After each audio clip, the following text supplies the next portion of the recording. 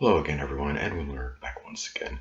In this YouTube astrological segment, I'm going to be giving my Taurus November 2019 horoscope forecast part 1 of 2. And yes, this does apply and pertain to the Sun, Moon, and Ascendant.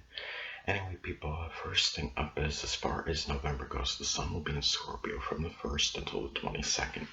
So the 7th house is what will be emphasized and highlighted. So at this time, well, there could be a strong concentration of energy, focus, and attention on could be legal matters, relationships in general, partnerships, could be business partnerships, open adversaries, a grandmother, um, compromise, negotiation, anything related to the 7th house. And given that this is could be matters with arbitration as well, even the law.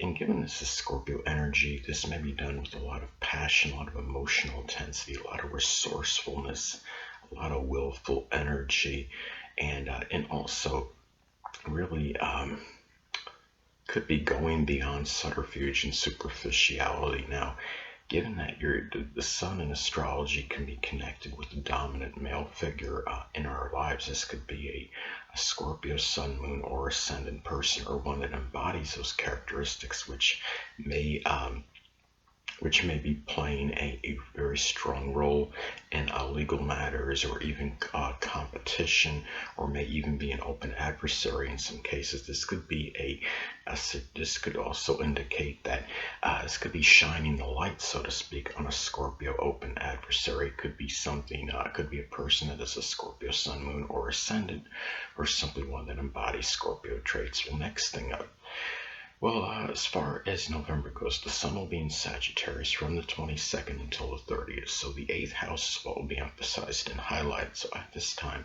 there could be a strong concentration of energy, focus, and attention on transformation, regeneration, rebirth, emotional, moral, monetary support, shared resources, sex and intimate connection, intimate sexual relationship, taxes, insurance, legacy, even an inheritance in some cases. Now, given this is Sagittarius energy, a lot of this energy may be done with a lot of benevolence, a lot of philanthropy, a lot of exuberance, expansive energy, enthusiasm, especially perhaps in matters with shared resources and emotional, moral, monetary support. This could also at this time as well, this could in some cases shine the light, so to speak, on a Sagittarius, a surgical matter. It could be something connected like with the liver, or the thigh, or something with the sciatic nerve, something that could be Sagittarius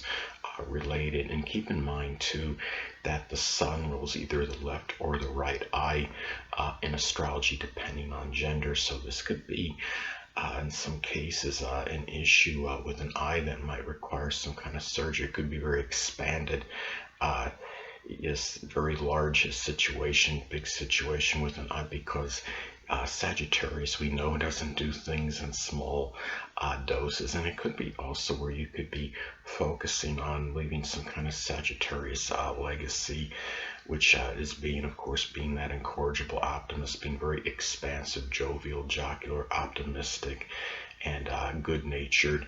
So anyway,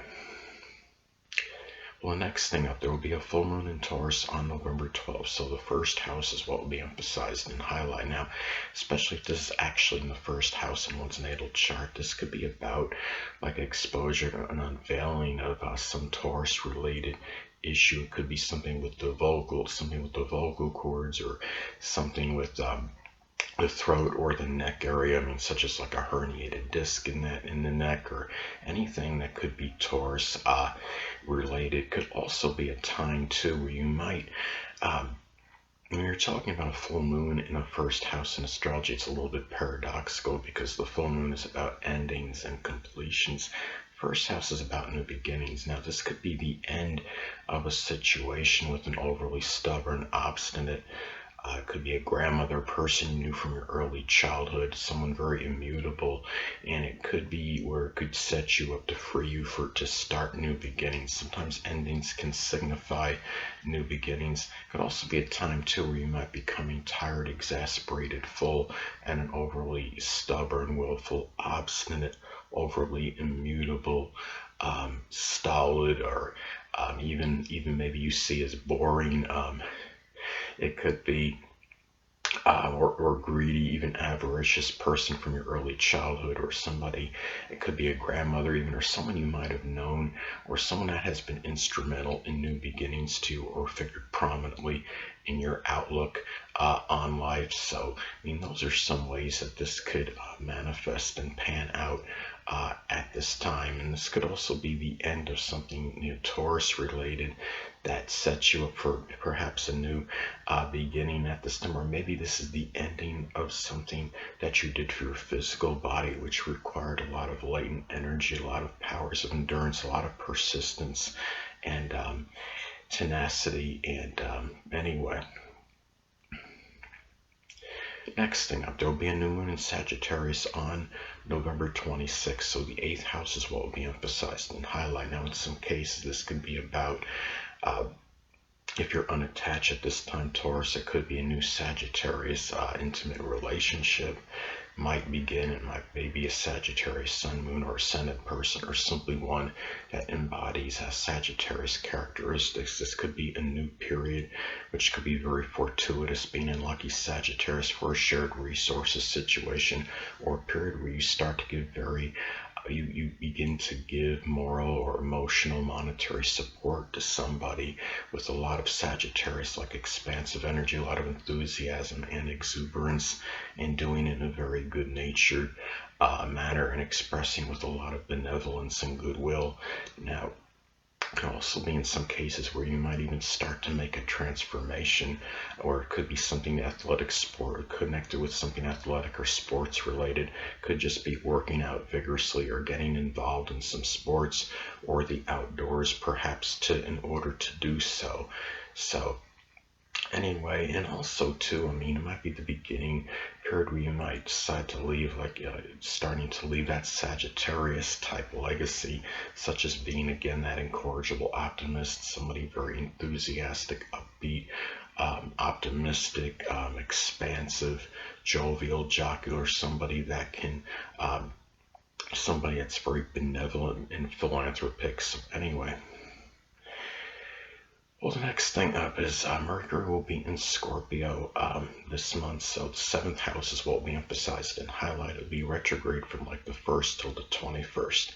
So this could be one way this could manifest. This could be a lot of provocative, deep, probing discussions with a grandmother. It could be with a significant other. It could be people you're in a business partnership with. Your mind, you really might be thinking about going beyond superficiality and subterfuge with 7th house people, legal matters at this time. And given that it's going to be retrograde for a good part of the month, you might be going back to something where you were trying to maybe solve some problem, or digging deep into some kind of legal matter, or maybe into a matter connected with an open enemy or adversary at this time.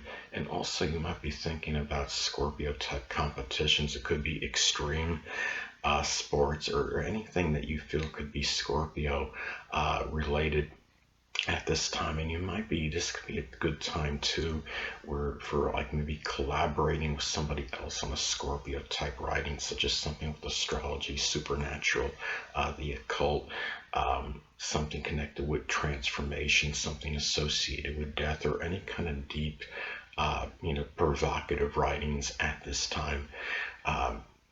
So anyway, well, the next thing up is Venus will be in Sagittarius as far as November goes, from the 1st until the Well, I want to go back again to the Mercury and Scorpio and the seventh house being emphasized and highlighted. Keep in mind, too, that Mercury can also be about siblings. So this could be about Scorpio, Sun, Moon, or Ascendant people, or simply ones that embody Scorpio characteristics that might figure more prominently. Matters with competition, legal matters, open adversaries, negotiation, compromise. It matters with a grandmother, perhaps. And anyway, well, the next thing up is hold on a moment, people. Sorry about that. I'm back.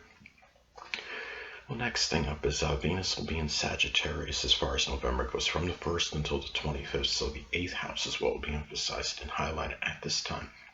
If you're unattached at this time, Taurus, you may connect with the Sagittarius, Sun, Moon, or Ascendant person, or simply one that embodies Sagittarius traits. It might be somebody that might be prominent in moral, emotional, monetary support, crisis situations, transformation.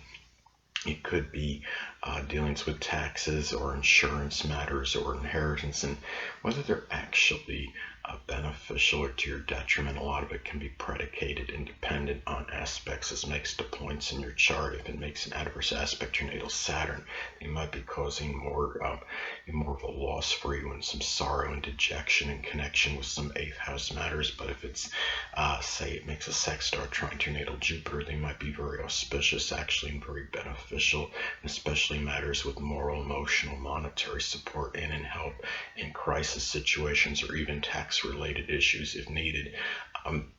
This could be very fortuitous in some cases for an inheritance, given that Venus is about money and Sagittarius, the lucky sign in the eighth, you're talking about the 8th house of inheritances, and it could really actually be very auspicious for getting that support you need at this particular time. And also, this could also be about a time where you value positivity, expansiveness, and encouragement, enthusiasm, exuberance, and in matters connected with making a major change or transformation, dealing with crisis situations, giving moral, emotional, monetary support at this time. It could also be about the enjoyment in some cases of leaving a Sagittarius type of legacy at this time, such as being jovial, optimistic, exuberant, expansive, enthusiastic, benevolent, somebody very jocular, and also in some cases too might be very isolated, but could be about spending money on a Sagittarius surgery related matters, such as something with the liver or the thigh or something connected with the sciatic nerve at this time. Well, last but not least, Venus will be in Capricorn as far as November goes, from the 25th until the 30th. So the 9th house is what will be emphasized and highlighted. So at this time, well, this could be a time, Taurus, if you're unattached, you might meet somebody, Capricorn, Sun, Moon, or Ascendant person, or simply one that embodies Capricorn traits. It could be somebody that could even be a business person. It could be somebody that you may meet through traveling abroad, going to another country, religious congregation, college, university, somebody in a publishing venue, or through global communications. Could also be a time too where at this time this could also be about valuing seriousness, being responsible, consistent, being very pragmatic, premeditative in 9th house matters, being very much about planning in terms of traveling abroad, matters with publishing. It could be matters with religion, college education, anything that could be 9th house related. Your philosophy could be about valuing and enjoying a rather orthodox or rather conventional type of religion or philosophy at this time. And you might be spending money somewhat conservatively, methodically. I mean, at this time, with a lot of planning in terms of what you're going to be spending, a lot of prudence and caution, being you're talking about Capricorn or Earth sign, in matters, but yet maybe consistently and methodically in matters connected with publishing, higher education, traveling abroad, anything that could be ninth house related at this time.